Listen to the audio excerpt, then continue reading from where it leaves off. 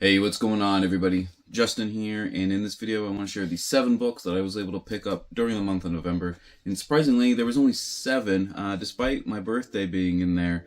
I think everyone kind of got together and decided, no, we give him enough books, let's not give him any books at all. So, in the first time in memory, I opened 0 books.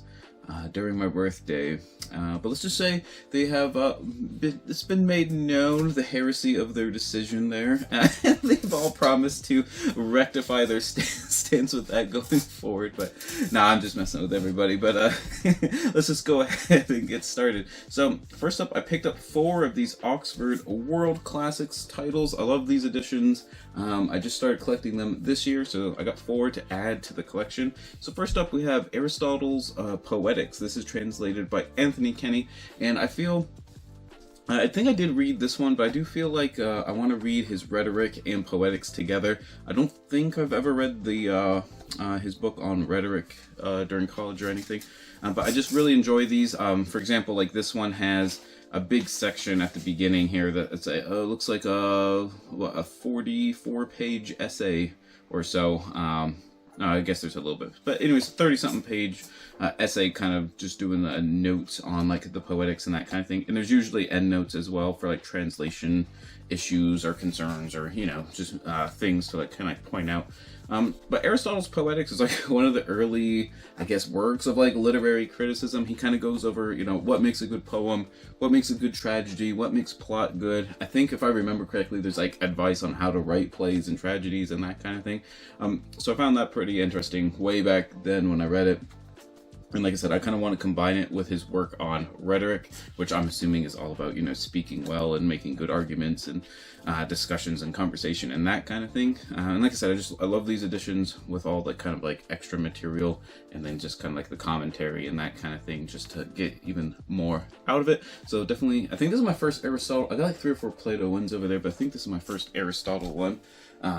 But let's on to the next one. We got Jack London's The Call of the Wild Whitefang and Other Stories. So before I go on with that, leave a comment down below. Should I read for my classics in 2025? I'm going to try to read. I haven't decided what number yet, but I'll probably bump it up. I did 5, or I'm planning on trying to finish out 5 this year. Maybe I'll do like 8 or so for 2025. One of these 2 will be one of the ones for 2025. So let me know if I should read Whitefang or Call of the Wild down below. I think there's a couple other like canine or dog stories that I guess I don't really know anything about them. There's also Batard, Moonface, Brown Wolf, That Spot, and To Build a Fire. Those are all like very short stories.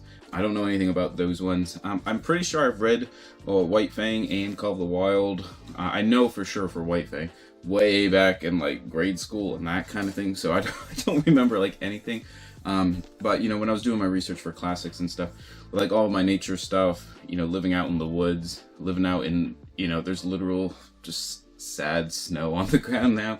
Why wouldn't I read like stuff by Jack London? I feel like that fits the bill for like my like aesthetic quite nicely. So like I said, leave a comment down below which of those 2 I should read first, or if they're just so good I have to read both of them. Next up is another philosophy work, and it's Blaise Pascal's Pensées and Other Writings. For the other writings, I think there are just a couple of letters and stuff he wrote kind of back and forth with some people about some of his philosophical positions. Let's see, discussion with Monsieur de Sacy, and The Art of Persuasion, and Writings on Grace. So I don't know anything about those ones per se. I do remember reading quite a bit of this way back in like, I can't remember if it's like 101 or 201 for philosophy back in college and that kind of thing.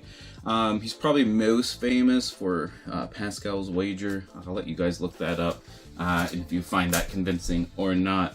But apparently the work as a whole, it was like unfinished. It was kind of more like his like notes and kind of just a collation of his papers and that kind of thing.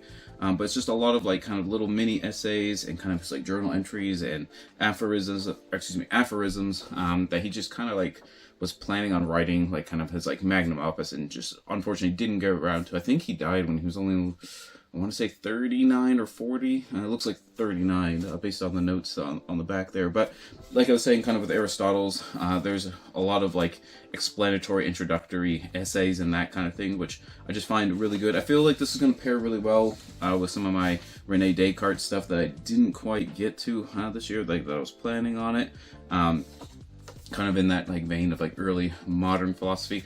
Also, be on the lookout for my video where I'm kind of revamping my philosophy Discord and the philosophy challenge and that kind of thing for 2025. Same thing with the science one as well. Those will be coming out pretty soon, hopefully. And then lastly, for the fourth one here, we have Charles Darwin's On the Origin of Species. This one probably doesn't need, too big of an introduction. I can't remember if I read the whole thing or not in college. I know I had to for like some... I can't remember if it was genetics or some biology class or something, but I do remember, I think, giving up like partway through because I didn't really care about reading as much back then, especially like nonfiction and actually reading in general. If it wasn't like a lot of it was for school and it just like didn't hit the same, if you know what I'm saying. All I remember is like, why are we talking about pigeons? So breeding pigeons. That's the only takeaway I have. Apparently, 15 years later and that kind of thing. But I feel like with all my nature stuff that I read, all the Darwin stuff that like I read about, I figure I might as well like reread some of the primary sources. Once I do this one, I do feel like I want to read Voyage of the Beagle. I feel like I'm gonna like that one a lot more because that's the actual like travel log of his thoughts and journeys, around the world on the Beagle and this kind of thing. In Origin of the Species, definitely though, it's hard to think of like another scientific work kind of like, at the same magnitude of like, just shaking the ether of like, just a cultural like shake-up and that kind of thing. Yeah, I think you'd be hard pressed to think of one there. So might as well read the whole thing through and through. Next up, we do have a few other books.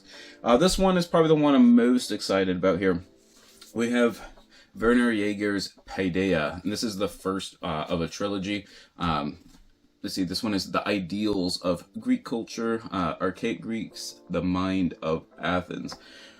So, for those who don't know, Jaeger was, let's see, I think he was primarily working in like the 30s and 40s and 50s in the United States, left Germany when he kind of saw like, things weren't going super great over there in the early part of the century there. And let me just read the little back. I don't even know exactly how I'm going to explain this. So Paideia is like I guess like kind of the cultural mindset of like how do you educate and shape like a person. It's a very strange. I don't think it really has a good like English equivalent. Let me just read the stuff on the back. Maybe that'll help a little bit. So Werner Jaeger's acclaimed 3-volume work treats Paideia, the shaping of Greek character, as the basis for a study of Hellenism as a whole, to explain the interaction between the historical process by which Greek character was formed and the intellectual process by which they constructed their ideal of the human personality. This first volume describes the flowering of Greek culture during the archaic and classical epochs that preceded the fall of Athens at the end of the Peloponnesian War at the beginning of the 4th century BC.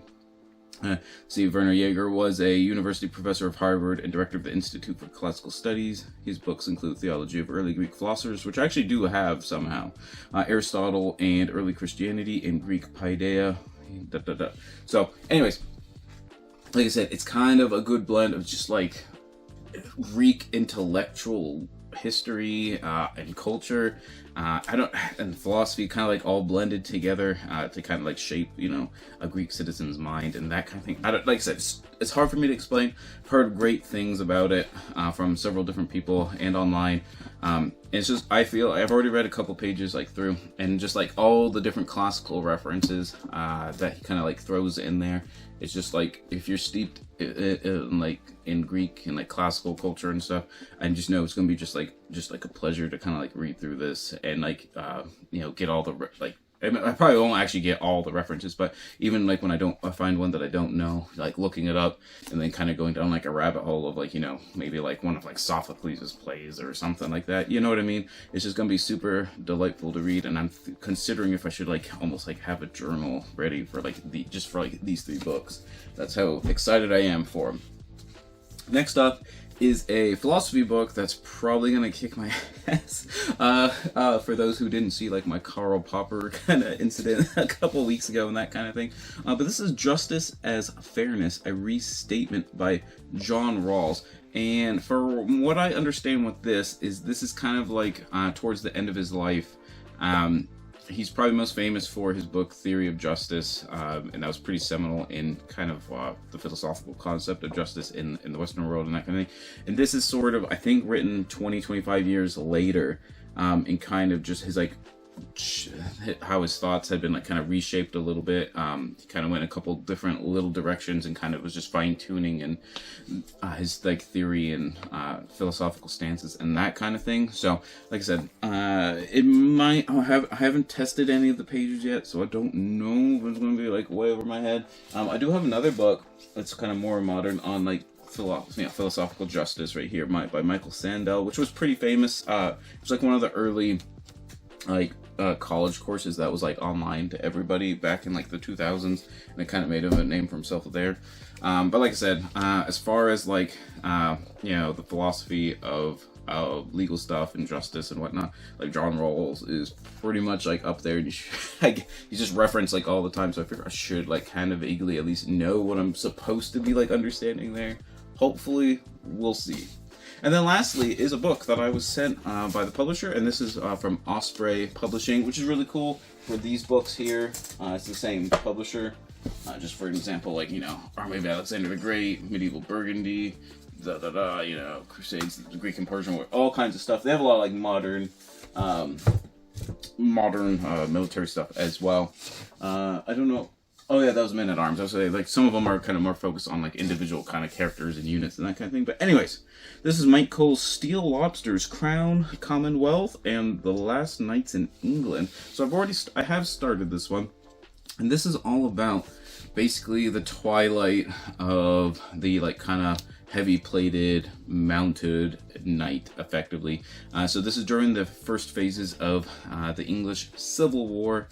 Apparently, the parliamentary forces had a regiment known as the Steel Lobsters, which were effectively cuirassiers that were effectively in full plate mail, but obviously aren't wielding like lances and stuff at this during the mid 1600s, where they did have like carbines and like pistols and that kind of thing as far as like firearms are concerned.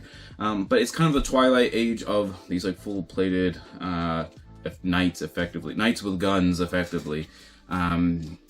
Basically because they just didn't do so well on the battlefield. It was kind of just like their like last hurrah. Didn't really do well.